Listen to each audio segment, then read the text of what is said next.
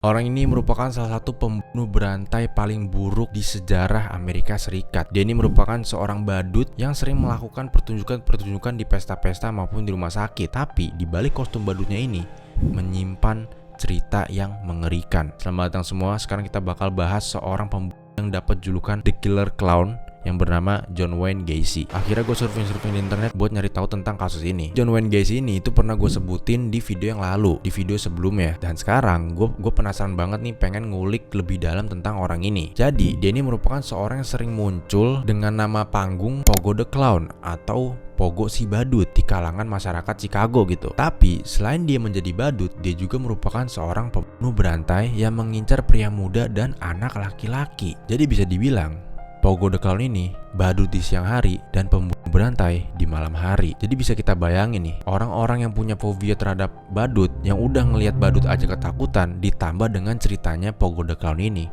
mereka makin ngebenerin fobia mereka gitu.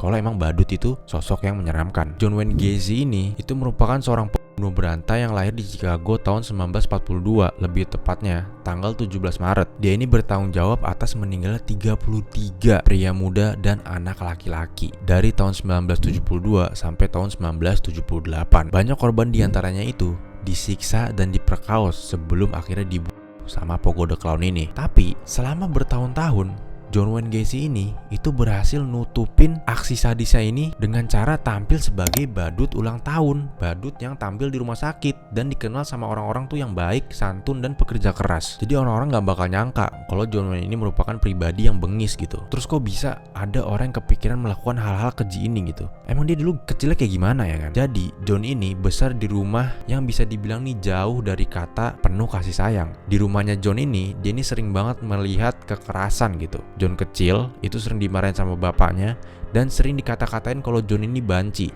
Selain itu juga bapaknya tuh suka sabetin John Wayne pakai gesper. Begitu John ini menginjak usia muda, dia ini mulai merasakan kalau dia ini sepertinya nggak kayak laki-laki pada umumnya. Dia ini lebih tertarik kepada laki-laki dibanding sama perempuan. Jadi dia ini penyuka sama jenis alias gay. Dan di tahun segitu, di tahun 1950-an, penyuka sama jenis tuh lumayan dikucilkan dan bisa dibilang tuh sebagai aibnya si John ini. Karena ini, John ini merahasiakan orientasi seksualnya dia. Walaupun John memiliki orientasi seksual yang gak sama kayak laki-laki pada umumnya, dia ini tetap berusaha mencoba buat menjalani kehidupan yang tradisional. Dia tetap menikah dengan perempuan dan dia juga punya anak. Selain itu juga, dia merupakan pengusaha. Dia ini mengambil alih franchise KFC yang ada di Waterloo. Secara finansial, bisa dibilang John Wayne ini merupakan laki-laki yang mapan gitu. Dilihat dari luarnya emang bener-bener sempurna banget. Anak 2, punya istri, terus pengusaha. Kayak orang normal aja. Masalahnya si John ini itu bukan di finansial justru. Begitu dia jadi pengusaha, John ini mulai masuk ke grup, ke kelompok yang bernama Waterloo Joyce. Yang menurut gua, mereka yang di dalam ini itu melakukan aktivitas-aktivitas yang menyimpang dan gak normal nih. Kelompok itu isi pengusaha-pengusaha juga, dan mereka nih secara rutin melakukan kegiatan-kegiatan yang aneh kayak pertukaran istri, prostitusi, bahkan pornografi. Mungkin dari sini nih John mulai merasa kalau oke, gak apa-apa kok gue ngelakuin ini gitu, karena yang lain juga sama kayak gue mungkin. Dan dari sini juga dia nih mulai berani maksa-maksa pria muda, bahkan karyawan KFC buat berhubungan seksual sama dia, walaupun mereka gak mau. Dan karena kelakuannya ini, akhirnya di tahun 1968 John ini dinyatakan bersalah atas perbuatan pelecehan seksual terhadap remaja laki-laki dan kemudian dihukum di penjara selama 10 tahun.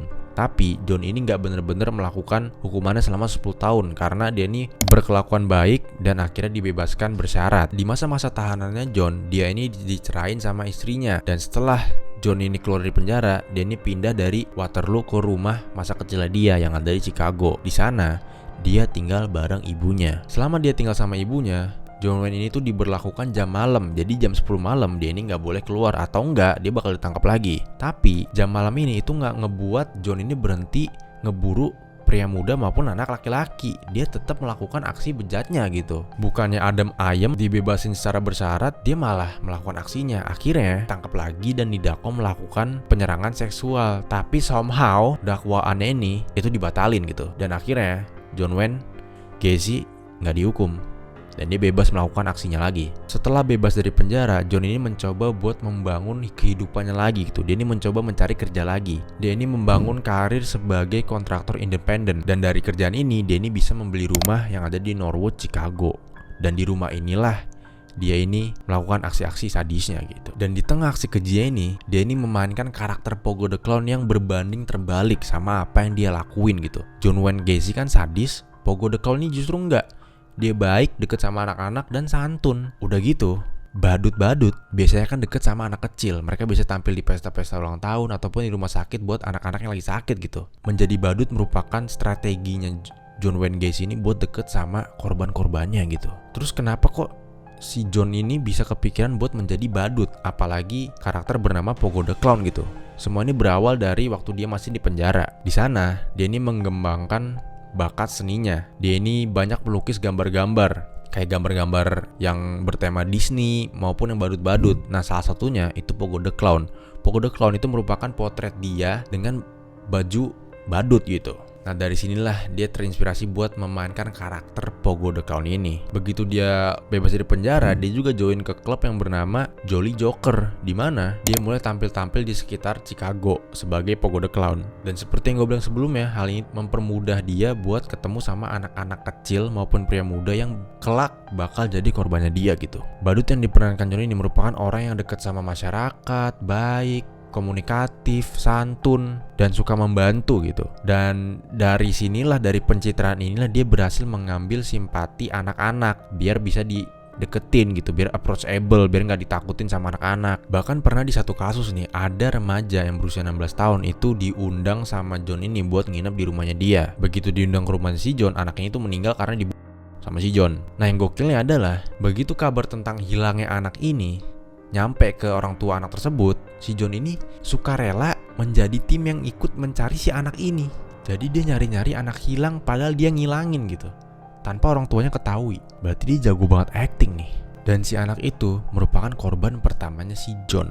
Korban pertama John ini merupakan seorang remaja berusia 16 tahun yang bernama Timothy McCoy.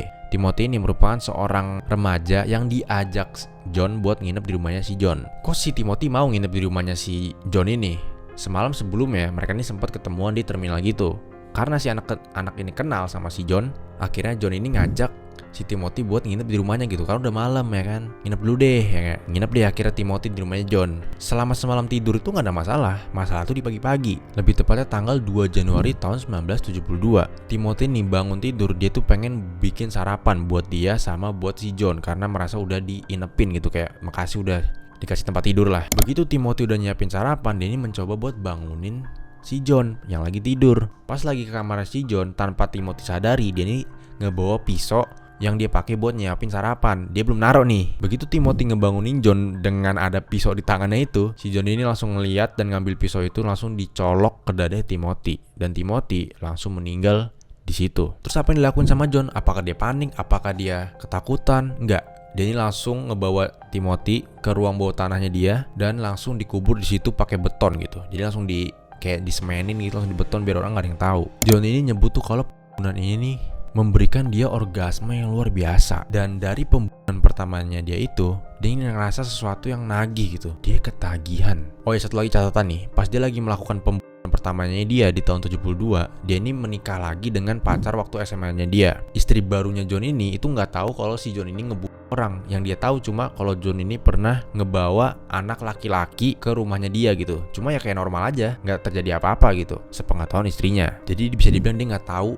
tentang kelakuan suaminya gitu. Tapi istrinya juga nih mutusin buat bercerai juga sama si John di tahun 1975 begitu tahu kalau si John ini biseksual. Akhirnya John jomblo lagi. Tapi sebelum mereka bercerai nih di tahun 1974, setahun sebelum dia cerai, John ini dilaporkan tuh berhasil melakukan pembunuhan keduanya dia. Korban kedua ini itu nggak ditusuk, melainkan dicekek. Dan mayatnya ini awalnya itu ditaruh di lemarinya si John. Tapi begitu mayatnya itu mengeluarin cairan-cairan, akhirnya mayatnya ini ditaruh di bawah tanah lagi dan beton lagi sama kayak si Timothy. Begitu si John ini dicerain sama istri keduanya, istri barunya, dia ini makin bebas buat melakukan kejahatan-kejahatan berikutnya gitu. Karena di rumahnya itu cuma dia doang, gak ada siapa-siapa lagi. Korbannya John ini tuh semuanya tuh anak laki-laki dan pria muda. Si John ini biasanya tuh pura-pura menjadi polisi gitu buat mancing si anak-anak muda ini ataupun pria muda ini biar ikut sama dia gitu. Awalnya dia ini nawarin kayak kerjaan, uang, bahkan tempat pesta gitu biar mereka mau masuk ke mobilnya si John ini. Begitu para korbannya tertipu, mereka ini dibawa ke rumahnya si John dan bakal dikasih alkohol ataupun narkoba ataupun bahkan dikasih trik sulap di mana mereka ini bakal diikat pakai borgol, terus bakal dibukain borgol gitu tapi tanpa kunci ya, pokoknya ditipu lah ya. Nah dari situlah dia ini bakal menyiksa, memperkaos, habis itu membunuh para korban tersebut. Dan semua jasad-jasad korbannya si John ini itu diperlakukan sama kayak si Timothy, dibawa ke ruang bawah tanah dan ditanam pakai beton juga. Semuanya kayak gitu kecuali 4 orang terakhir. 4 orang terakhir ini itu dibuang ke sungai. Jadi kalian bisa bayangin gimana baunya, ada 29 mayat ditumpuk-tumpuk ditanam di ruang bawah tanah rumah tersebut gitu. Terus gimana caranya si killer clown ini bisa ketangkep? Karena kan dia rapi banget nih, selama dari 72 sampai 78 itu bukan waktu yang cepet gitu. Tapi dia gak ketahuan-tahuan. Jadi di tahun 1978 bulan Desember tanggal 11, ada seorang ibu yang bernama Elizabeth Peace. Elizabeth ini tuh pengen ngejemput anaknya yang lagi kerja di apotek.